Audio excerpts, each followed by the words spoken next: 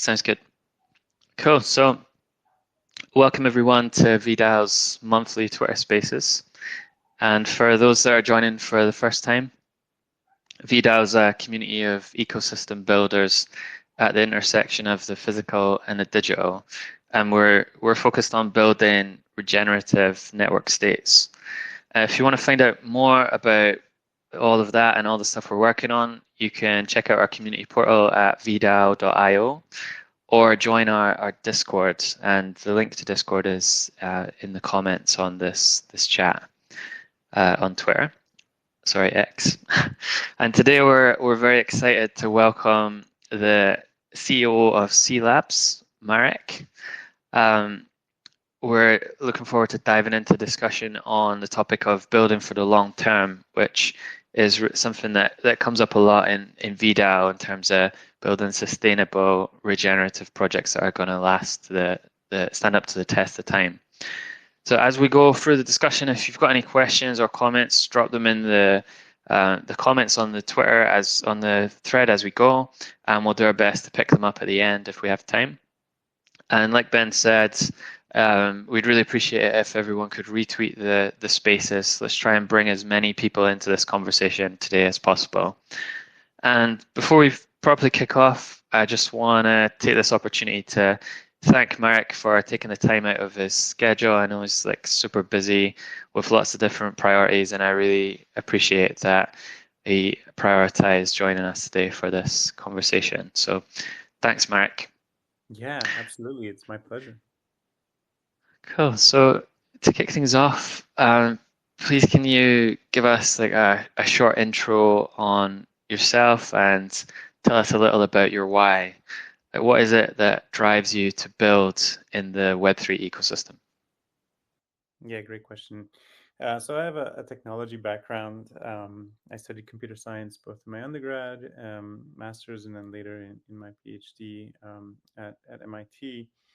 Um, and out of MIT, I actually ended up dropping out 5 years into my PhD because I decided I didn't want to have a career in academia, and I also wasn't too enthralled about regular industry. And I had this hypothesis that working in startups is where you'd have kind of the best of both worlds and where life would be the most exciting. And so I ended up dropping out to start a company called Loku in 2011.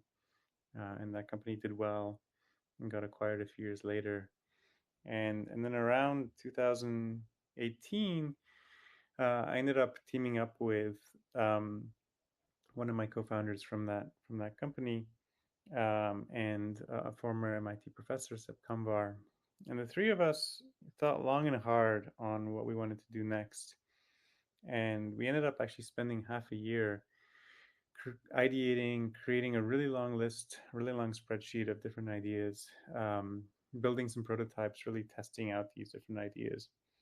And the longer we looked at the opportunity that crypto presented towards really radically reinventing what money is, and what we could do with it, the more we realized that this was absolutely the thing that we wanted to focus on and really dedicate the rest of our careers to. And so that ultimately led to Cello, and the origin story is obviously a lot longer than that, but that's ultimately the why for me. Super interesting. Thanks. You kind of touched briefly there on the origin story of Celo, and that's like leading on nicely to my next question, which is about like the story of Celo. Um, if you could kind of talk briefly about that, and also like for those that are not familiar, what's the mission and vision of that chain, and how's that evolved over time? Yeah, great question. Um, yeah, so Cello's mission is to build a financial infrastructure that creates the conditions for prosperity for all.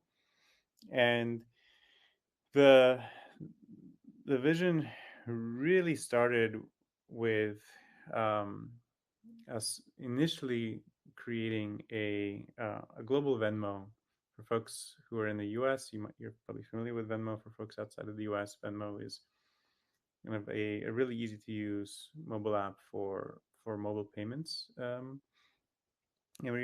we really wanted to create something that was as easy as Venmo, but fully self-custodial, something that could work in any market in the world, um, and really help drive financial inclusion globally.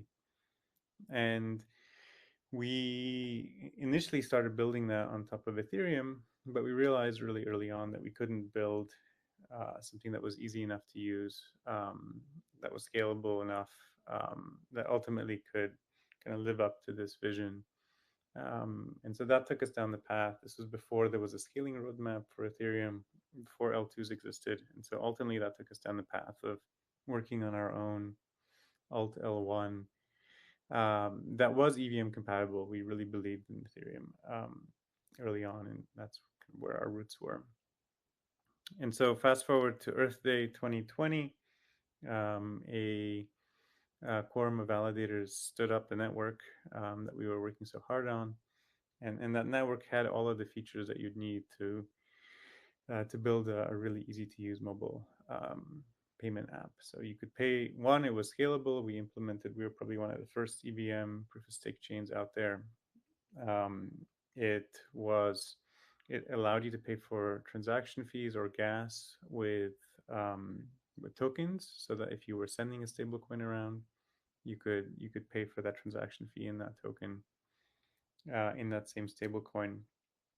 And then it also had something that we now call Social Connect, which is a way to effectively send money to phone numbers instead of to public key derived addresses, which ultimately we felt was really important for, again, onboarding people who needed a global Venmo but maybe didn't have, weren't super crypto savvy. And yeah, the rest has been, like an amazing journey where a lot of developers got excited about what we were building and joined. Along the way, um, a whole really exciting refi ecosystem exploded on Celo, which I'm happy to talk more about as well. And it's just been, an amazing journey. And I guess maybe just to close the loop on this initial kind of global Venmo offering, fast forward to today, we actually have two global Venmo-like offerings on Celo. It's really exciting. We've got Valora, which we built in-house and spun out of cLabs. Valora is just a really, really easy to use wallet, but it does have a few pro features. You can custody multiple different tokens. It's multi-chain. There's a built-in swap experience, but it also lets you, send value to phone numbers. You can pay for gas with tokens. Uses all of those nice features that Celo offers. And then we also have MiniPay, which is by Opera, which is a big public company. They've embedded MiniPay directly into Opera Mini, which is a browser that is commonly used throughout Africa, with 500 million installs and 100 million monthly actives. And they've just done a really incredible job of building a very easy to use wallet that has this wide distribution of their existing user base, that only lets you custody stable coins, but the experience is just so lovely, that for anybody who just wants to use crypto for payments, it's just such an amazing offering. And yeah, it's just so nice that the original vision, what we started working on in 2018, has now really come to fruition, and it's been really, really growing, I would say, over the last 6 months, and that's been driving a lot of that increase in volume on the platform. Well, it's super interesting to hear like about a bit of the lore, the Celo lore.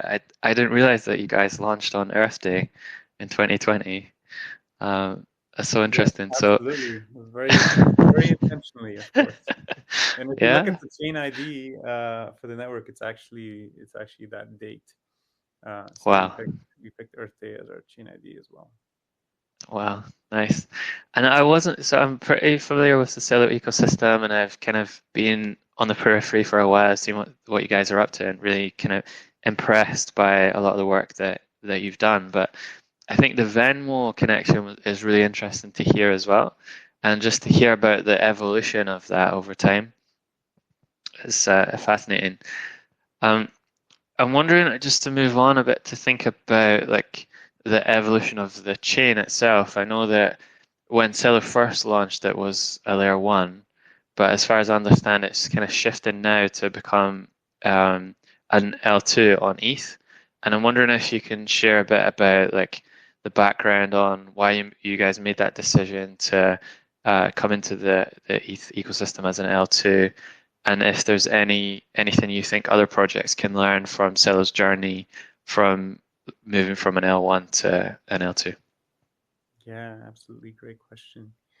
So Celo right now is still an L1, but it is in the process of transitioning to an L2. So we have one of our test nets now is based on the L2 stack, and we're going to be upgrading our other main test net, Alpha Horace, uh, in, um, in next month. So end of September, we're going to be doing a hard fork to upgrade that testnet into the L2 code base, and then that sets us up for upgrading mainnet hopefully by the end of the year as well. And in terms of why the transition, it's actually interesting hearing you say, joining the Ethereum ecosystem. The reality is we always felt part of the Ethereum ecosystem because we started in the Ethereum ecosystem. We started by looking to build on top of Ethereum, and we weren't able to build that experience. So that ultimately took us down the path of launching that EVM compatible L1, which at the time was really the only thing that you could do if you wanted to solve these problems. And obviously, we saw other chains like Avalanche, take a similar approach. But I think, unlike Avalanche, I think we always felt of ourselves as being part of the Ethereum ecosystem.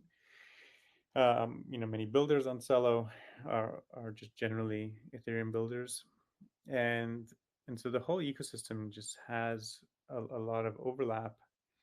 And when the Ethereum scaling roadmap started to take shape in the form of the rollup based roadmap, um, over time we realized that the way to be an EVM chain today, the only way that makes sense in my mind is to be an L2. I think if you're not EVM compatible, sure, I think launching an L1 can make sense. But if you're an EVM compatible chain existing as a non L2, just now that Ethereum has a scaling roadmap, now that there is a way to plug into Ethereum and be your own chain, it just doesn't make sense not to go down that route anymore. And so I think ultimately that's the reasoning. It's more of an ideological reason, really, than anything else. But it's one that resonated with our community. We had a governance vote on it. I think everyone voted heavily in favor of it.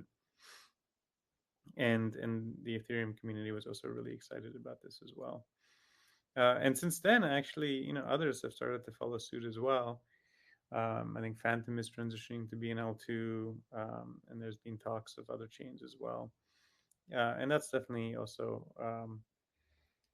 I would say exciting that this conversation has now spilled over to be more than just about Celo transitioning, but about many other EVM compatible alt L1s transitioning as well. So it's exciting times. I love that. So it almost sounds like you guys are like coming home to Ethereum in a way. It's like you've always felt part of that kind of ecosystem, and but from a tech point of view, building an EVM L1 in the first kind of phase of your evolution made sense. But now coming back as an L2 is like it's as part of Ethereum's scaling plan. It makes sense. And 100%. maybe you've started a trend like with other We projects hope so, for are sure. Yeah, we're actually hosting an event at DEF CON, right before DEF CON, called Settlement Day, which is all about making Ethereum the settlement layer of Web3 and enticing more EVM chains to come and transition to BL2s. So definitely hope that this becomes a broader trend. I think it's good for Ethereum. It's good, frankly, for those chains. And in Celo's case, I think saying, framing this as like a homecoming, I think is very accurate. I love that framing. Cool. So we've seen you post a couple of times over the summer about this term building long, and I'm curious about like what does that mean to you, like to build for the long term? Yeah, really great question. I think crypto frequently gets criticized for um, having very, very short term focused, really trend based kind of focused kind of development and trends. We've seen it with how quickly things can come in and out of favor with the broader crypto community. In the past we had NFTs, now we have meme coins. It gets really easy. There's so much noise about these things. It's really easy to get distracted and also to want to put your effort towards contributing to that area, right? Like, how can you not, right? Like, it's meme coins are generating so much volume, so much activity, and so naturally, if you're a builder in the broader space, um, it's easy to kind of be distracted by that kind of noise. And I think what building long really means to me is about cutting through that distraction and really thinking, coming back to the core of why we're here, why we're working on the projects that we're working on, and really focusing on the longer term horizon when these trend based things will no longer be relevant and there'll be a new trend. Um, but the thing that will be around is a thing that each of us are working on that can really stand the test of time.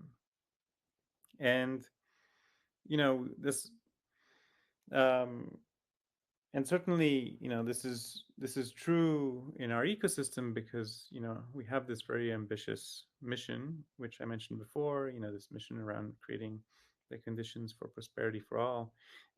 This is a really huge and ambitious mission, right? This is not something that we can solve quickly.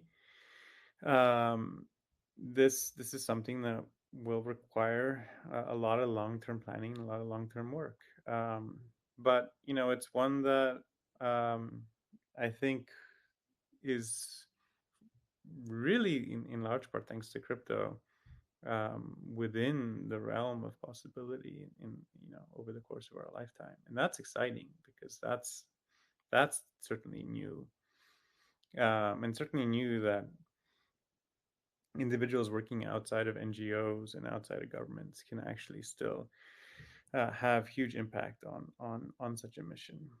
And crypto definitely enables that.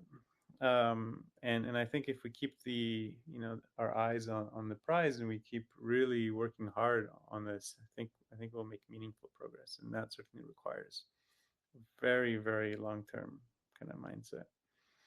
And I think we've made really good progress. And I think planning ahead has really worked to our advantage. I mean, if you go back, you know, to when we started, you know, um, certainly we learned early on that we needed a fast settlement layer that had the features you needed. So we worked on Celo, but but there were so many other things that we needed, that we planted seeds years ago. One example of this is on and off ramps in emerging markets. We ended up funding a an ecosystem fund called Flory Ventures, around 3 and a bit 4 years ago, and that fund actually invested in many on and off ramps in emerging markets, including a ton throughout the African continent that have now gone live and are now in production and are now integrated in Valora and MiniPay and processing real volume. And that took a lot of effort, certainly a lot of um, seed planting and foresight, and it was risky, maybe it wouldn't have worked out, but we're very fortunate that it did. And in a similar vein, we're planting new seeds. We're thinking about what are the next set of problems that need to be solved. And one of these right now is Fiat Connect. Right now, it's if you foresee a future where these wallets are going to have hundreds of on and off ramps integrating, uh, one for each country, basically, that around the world, that becomes an integration maintenance nightmare. And so you need some standardization around how wallets communicate with these on and off ramps. And ultimately, that's the value proposition of Fiat Connect, which is kind of a nice standard that unifies all of this. And then bootstrapping a standard takes a lot of effort, and there's network effects, and so we're working really hard on that as well. And so there's um, lots of things that will take a long time.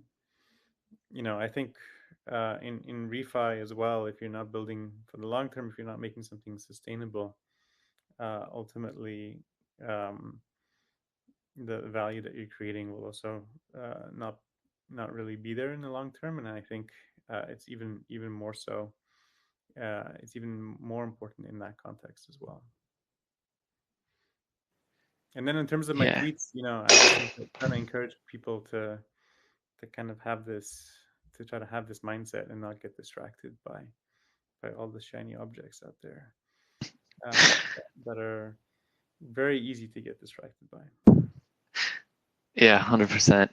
I love that. I really respect that framing. Like that in the background, there's all this kind of get rich quick casino stuff going on, and it's easy to get distracted and pulled into that. But what you're describing is a very kind of well thought out, methodical process that you've been going through to try and create the conditions where this technology can be used to benefit humanity at scale.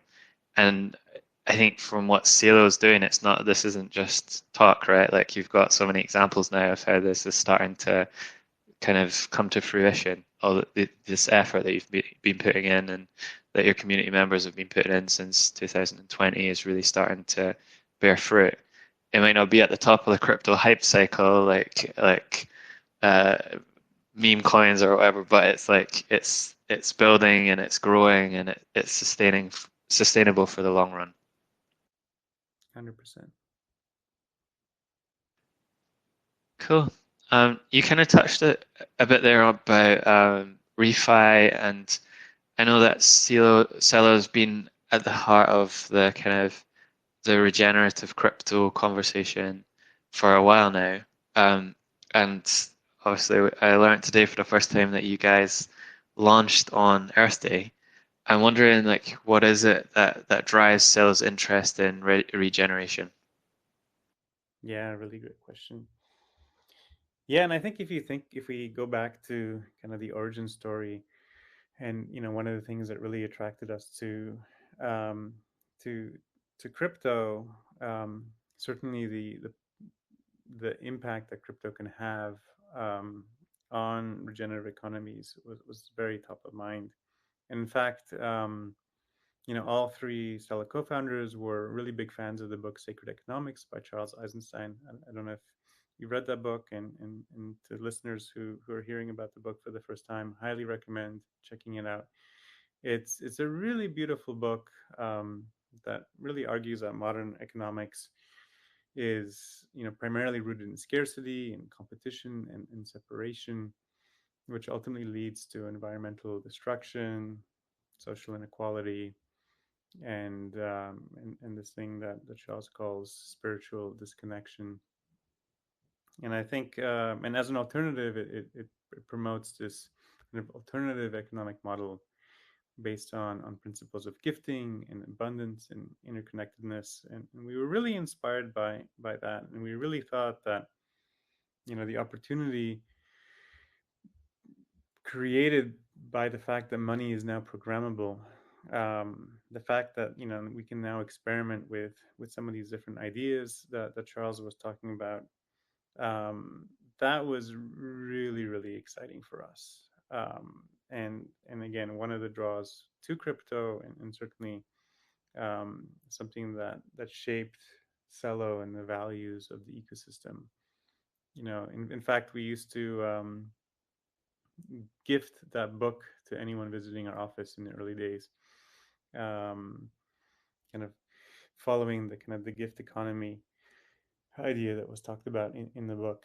And we were just really really excited about some specific ideas too. There was this idea that Charles had around backing money with natural capital that really resonated with us. Um, the idea is an elegant one. Charles made this observation that whatever has historically backed money, people tended to value, and it's simple to understand why, right? If you um, if you could trade gold for money, because gold backed money back in the day, then it was compelling to go and try to find some gold.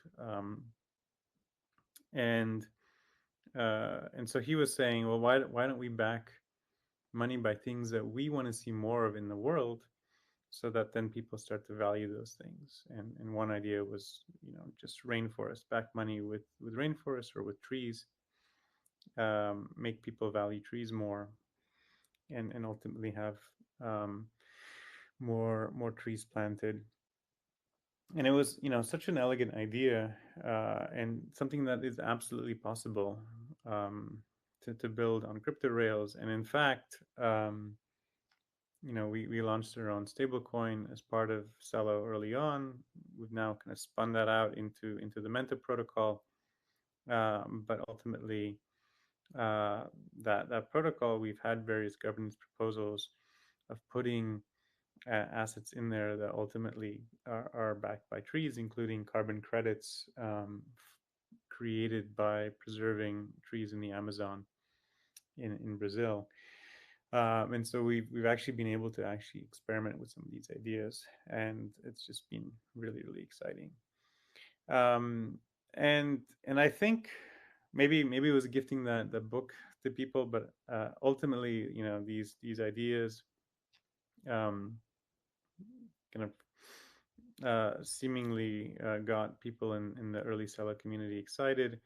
And in fact, one of the first governance proposals on the Celo blockchain ended up being a pretty cool proposal that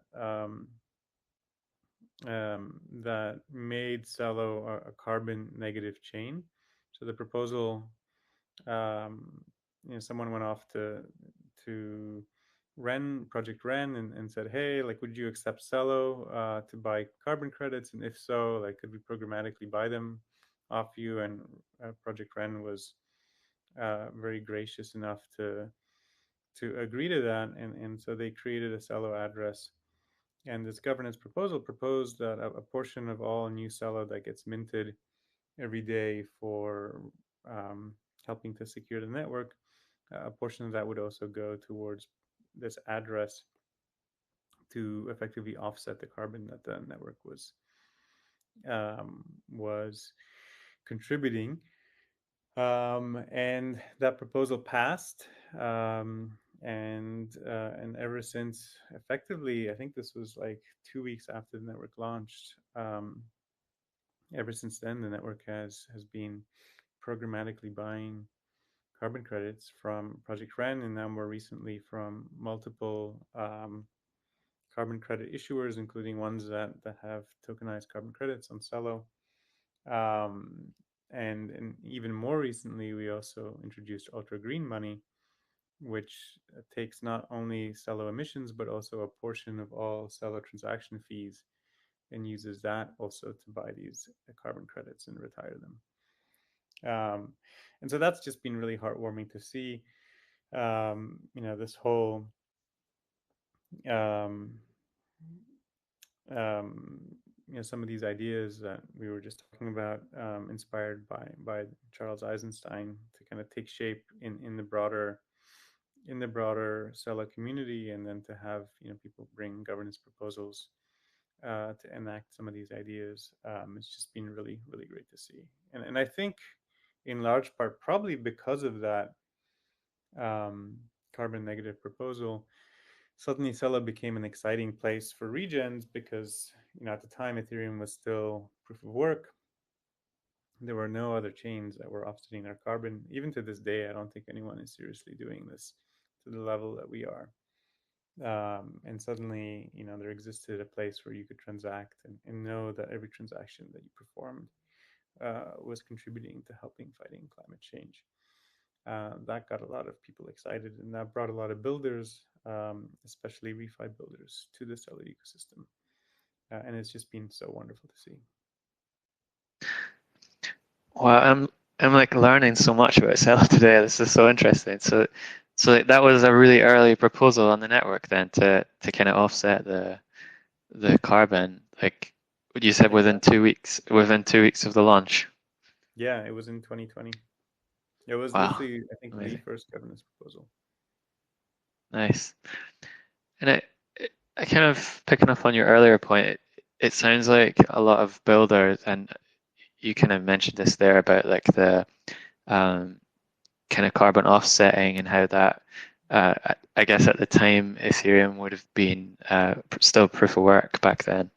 Um, it sounds like a lot of people at that time were really inspired by this vision and that you guys had kind of put forward and really kind of jumped in and got involved in the ecosystem and started building projects. Um, and I'm wondering, just a kind of question on off the back of that is, um, like which regenerative projects, either from back then or to this day, which projects really excite you, the more regenerative projects in the Celo ecosystem, uh, in particular ones that you would say are like building for the long term? Yeah, great question. And it's hard to pick favorites. So maybe I'll, share a few. But um, yeah, I think on the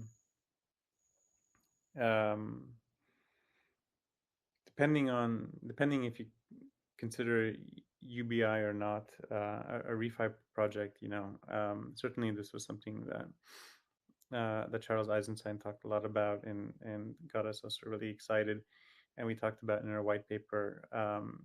We've been really, I would say, um, just thrilled to see folks like Impact Market and Good Dollar come to Celo, make Celo their home, and they've dispersed millions of dollars between the two of them to I think hundreds of thousands of beneficiaries, maybe even approaching a million beneficiaries.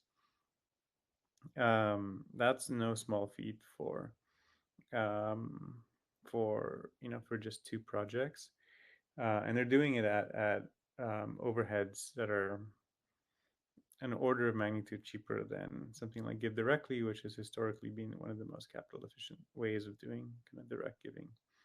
And so those are really really exciting. And then more on the climate side, I'm very excited about both Sylvie and Gainforest these days. Sylvie is cool. They're incentivizing tree planting through a protocol, and they have a really nice app that you can use to effectively prove that you've planted a tree, and then to have others also validate that you've planted a tree. And I'm very very excited about this. And then Gainforest is also a really interesting um, a way of incentivizing um, preservation of ecosystems and monitoring ecosystems. They have just a lot of really amazing programs around the world where they're paying people, both Sylvie and Gainforce pay people with stablecoins on Celo using these wallets that I mentioned before, to basically perform these tasks. And it's just such a nice, and in some cases they're doing it almost like a UBI as well. And they've even partnered with some UBI projects. And so it's just a really nice way of coming full circle, so to speak. Leveraging kind of this global Venmo ecosystem that we built, but by leveraging that to create these projects to enact real change in these communities is just really really wonderful to see.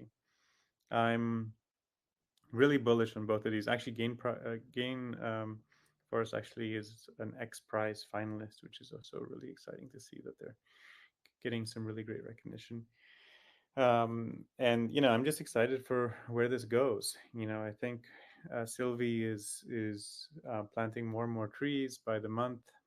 Um, there's many ambitious tree planting goals um, that we as a species have given ourselves.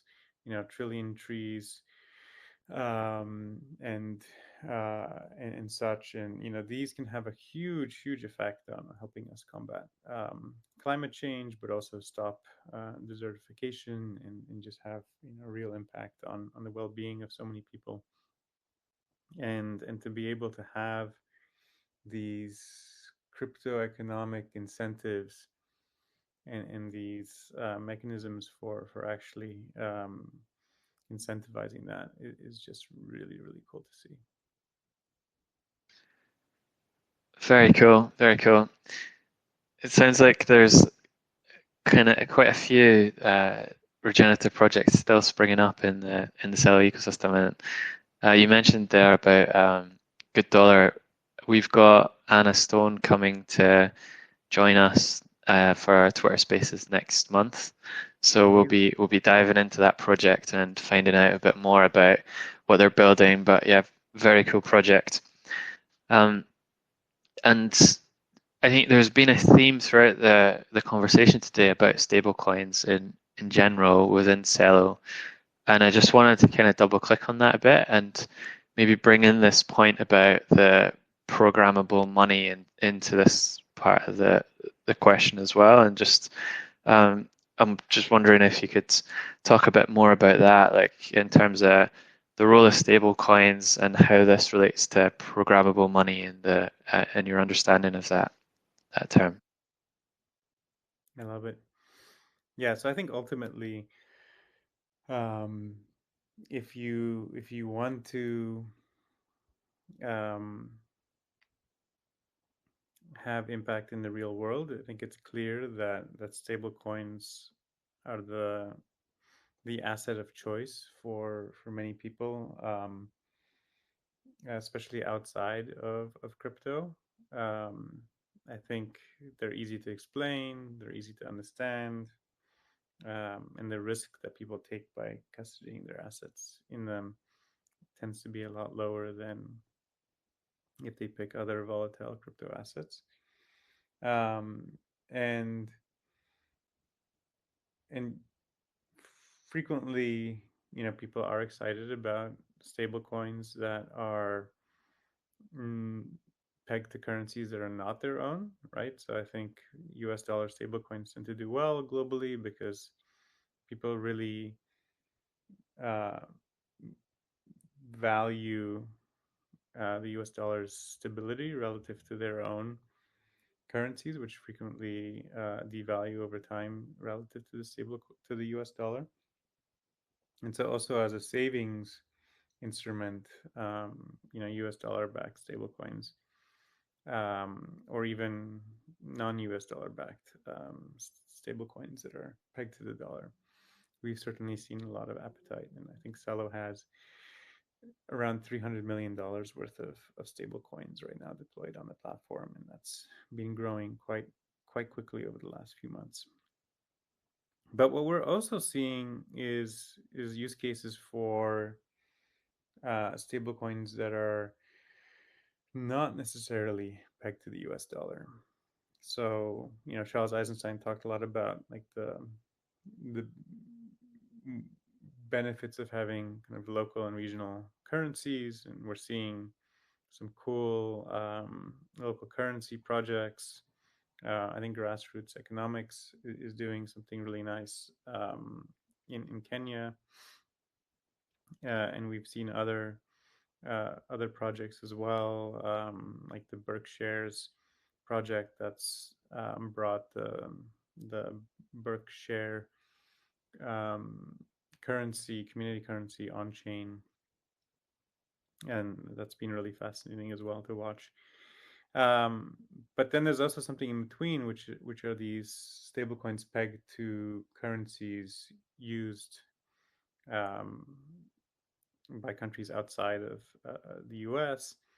And historically, you know, we've seen people really excited about the US dollar because that's something that they tend not to have access to, and they've been generally less excited about these local currencies. But what we're now seeing is that that's true for savings, but it's not necessarily true for lending. And a lot of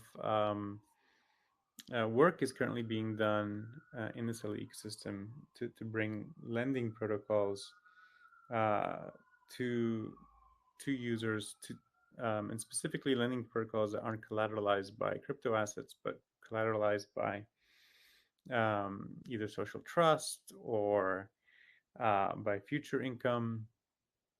We're seeing a lot of really exciting work happening here, and that's where people don't want to borrow um, in a currency that they're not earning in. They want to borrow in a currency that they're earning in. They're happy to save in a currency that they're not earning in, especially if that currency is appreciating relative to the currency that they're earning in. But when it comes to borrowing, you don't want to take on FX risk when you're taking out a loan. And so we're seeing a lot of interest now in these regional stablecoins.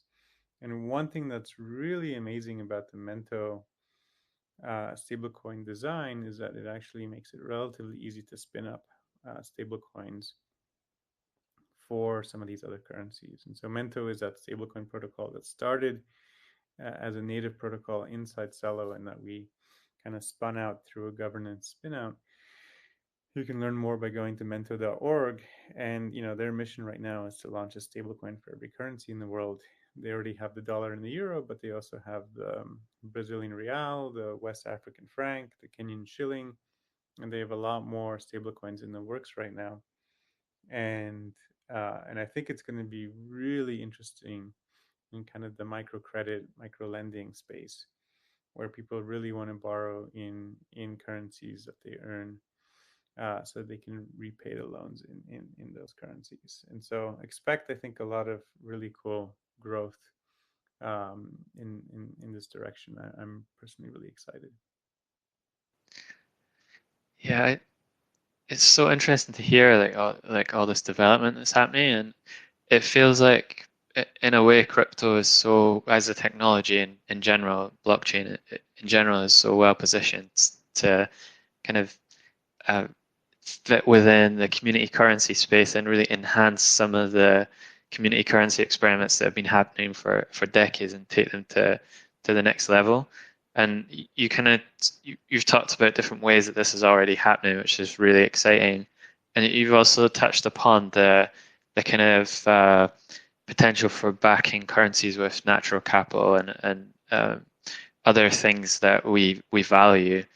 And I'm wondering, like, do you have any thoughts on that, just like on a kind of practical or even perhaps a technical level? Like, have you seen any experiments happening in this area that have caught your attention about how to actually execute that? Like, how do we achieve that in terms of bringing natural capital and using it to back a currency?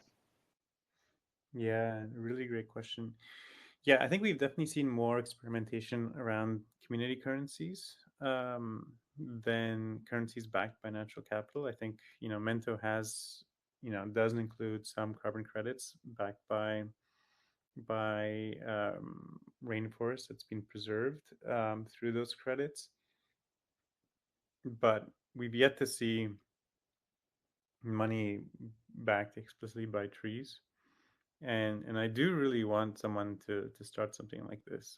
I have this hypothesis that the easiest way to get started is to back money by with tree farms. So as soon as you start trying to preserve pristine rainforest with using these mechanisms, you run into this very difficult problem, which is that if you want to have a stable coin, you need to be able, and demand for that stable coin decreases, you need to be able to uh, buy up that existing supply and destroy that stable coin. And the only way you can buy that up is by using the money or using the asset that is backing those stable coins to effectively purchase those. And so if you have pristine rainforest backing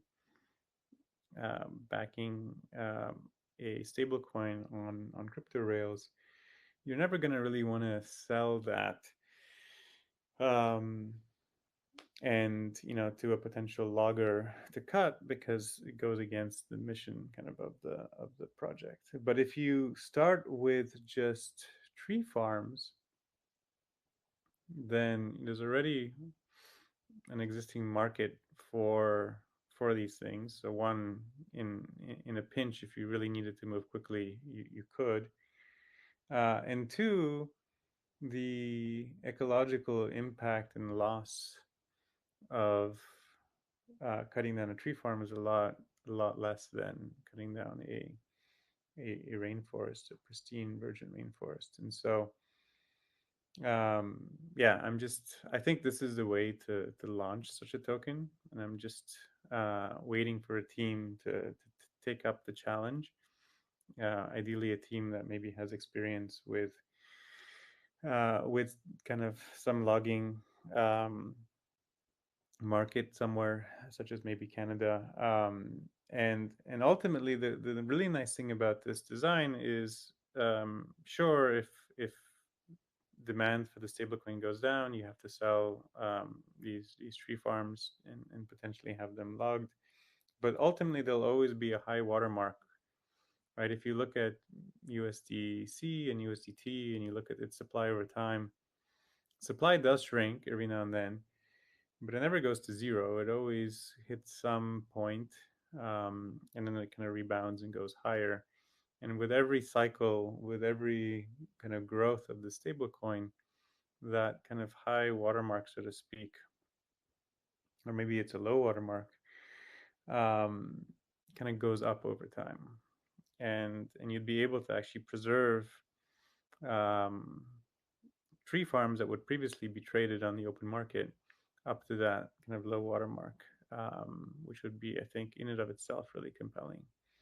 And so I think that's the way that I would approach this problem: is start with the most liquid tree-based asset that you can, and one where it's not um, as tragic as potentially cutting down and selling virgin rainforest, and then work towards preserving those things, boosting the ecology and biodiversity of those things, and turning these tree farms over time, or a percentage of the tree farms that are in the reserve that are below this kind of low water mark, turn those over time into virgin, pristine rainforest. I think that would be really compelling and really exciting. And yeah, we're just waiting for a team to get excited. So if you're listening and you're someone who's really passionate about this, I would highly encourage you to come reach out and see if you can start this together. I love that. I could continue this conversation for uh, a long time. There's so much. There's so many directions we could take this, and this is something we've been thinking a lot about inside VDAO recently. And yeah, uh, I'll. I think we can continue the conversation about this because there's potentially some synergies here in terms of what Vida's working on and some of the work you've been doing in Celo. So super exciting. Um, I want to kind of create some space for some audience questions, but I'm also wanting to respect your time, Marek. We've got like 5 minutes left of our time. Have you got time to stay back for 5 minutes after the Yeah, hour, or absolutely. yeah, sweet. So just one final question from me then before we bring in the audience. It's about um, so VDAO is really interested in regenerative network states, and um, by that we mean communities and kind of building regenerative communities at the intersection of the physical and the digital. And I'm wondering, like, what role Celo you think Celo can play in supporting regenerative builders in this area at the intersection of the physical and digital. We've kind of already touched on this a lot in this conversation, but just maybe some final thoughts on that. Yeah. Well, I mean, certainly from a mission perspective, I think we're just absolutely super aligned. And so I think there's just lots of overlap between our ecosystems and communities. Um, I'd definitely be curious to hear if there are parts of this network state that you're building on chain and deploying, a smart contract somewhere. And I think to the extent that composing with some of the relevant kind of protocols that are now built on Salo is interesting, then I would encourage you guys to think about, how best to compose there. I think I have this stronger together mantra that I frequently repeat within or to a lot of ecosystem projects within the ecosystem. And I think there's just so much value in composing with each other, and ultimately allows you to work faster. And so I would encourage VDAO to look to see if there's any opportunities there. Um, yeah, and um, you know, beyond that, building a network stake is super ambitious, right? That's a like an incredibly lofty goal, and so I think building for the long term is just going to be really important. And yeah, to the extent that there's ways to build for the long term together, we're excited to do that with you guys. Sounds great.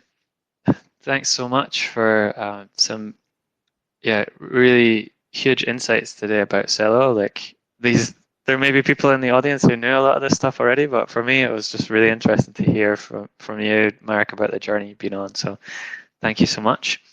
Um, we've got a couple of questions that have already come forward, and if anyone else who's listening at the moment wants to ask Marek a question, please request request to speak, and you can come forward and um, ask Marek directly.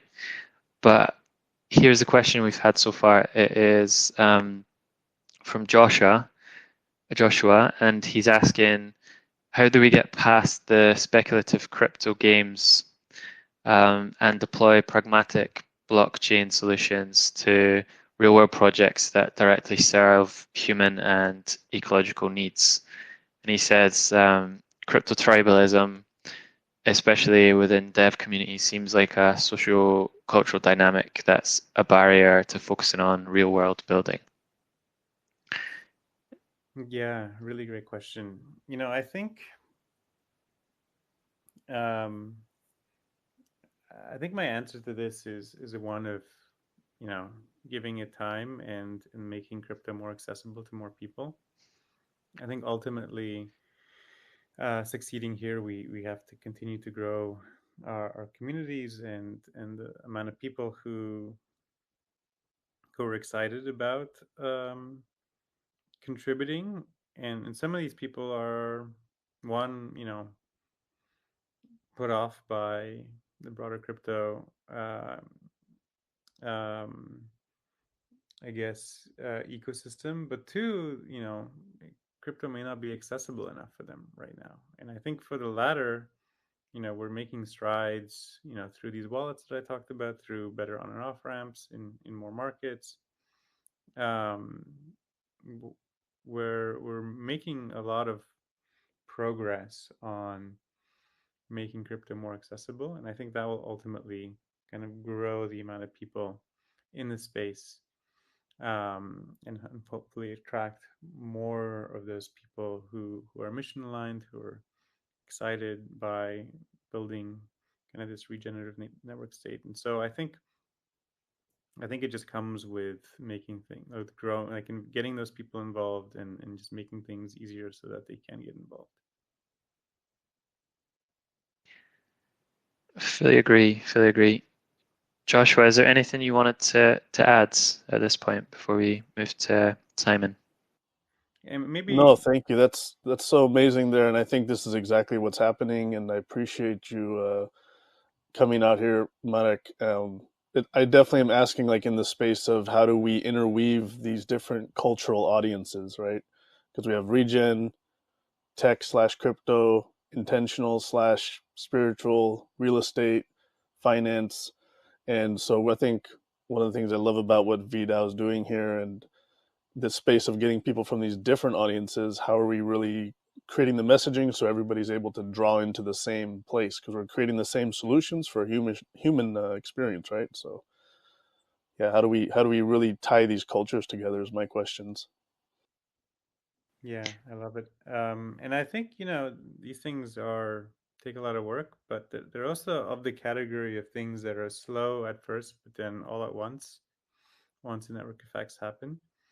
And so I think I would just keep at it, and yeah, I think the all at once moment is going to happen, and I'm sure it's going to happen soon. Thanks a lot, Joshua. Simon, did you have a question for Marek? Yes. Good evening, everyone. Many thanks, Max, for your explanation about Celo. My name is Simon. Coordinating Refi Lagos. Refi Lagos is a local node, Refi DAO local node here in Nigeria. So, part of our solution, what we are working on is on urban tree planting. Over 95% of Nigerians' forest is gone due to deforestation. So we are putting on a kind of lot of work on encouraging, first of all, on climate change awareness and tree planting events. So my question is, and again, we are also using CV protocol. We are collaborating with CV to get these trees on chain. My question Amazing. is, at what scale can we actually back these trees, or at what scale can we say we are backing a tree with currency, or at what scale of tree planting can we actually tokenize these trees, and what is the value? Let's say for a tree, like how much dollar can we actually account for this, and to say, okay, if someone is planting a tree, this is how much actually it will worth. And again, second question would be, do you have any plan doing or carrying out a pilot phase of tree planting farming in Africa? I mean, I heard that you are much more interested in Amazon rainforest and tree logging in Canada. So I don't know if there's any plan for that in Africa. Thank you. That's my question. Yeah, maybe just to answer the second question first. I'm very, very excited about tree planting in Africa, and I know I'm a huge fan again of Sylvie, as I mentioned, and I know that they're, in addition to the work they're doing with you, they're also uh, reforesting a national park in Kenya.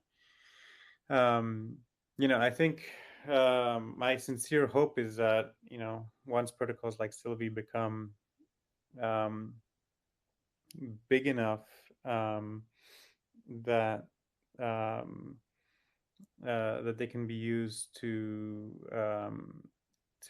finish um, the Great Green Wall project, which, um, maybe some folks are familiar with, maybe not. It's this idea of planting a wall of trees that's big enough to see from space, that spans the whole African continent and effectively stops the advance of the Sahara Desert. And yeah, I think that's been a long time kind of hope of mine that we'll be able to start contributing to that very ambitious and exciting project as well, as a whole ecosystem. So yeah, I think very, very excited. In terms of the value of a tree, I think that's a very, very difficult question to answer. I think there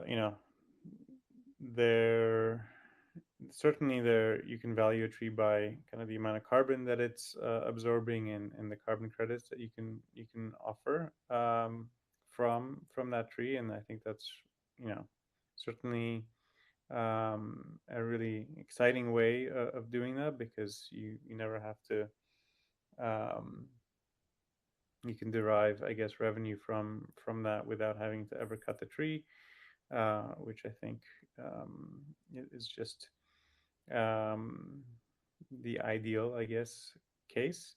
And I know that Sylvie is looking at ways of creating carbon credits from their tree planting efforts.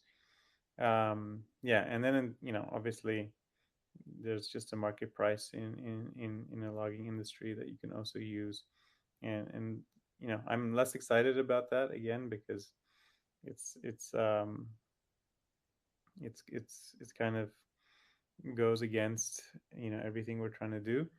But the question was just earlier around how could you realistically create money backed by trees, and I think that this could be potentially one interesting experiment to try out, because it solves the issue of what to do when you have to contract the monetary supply.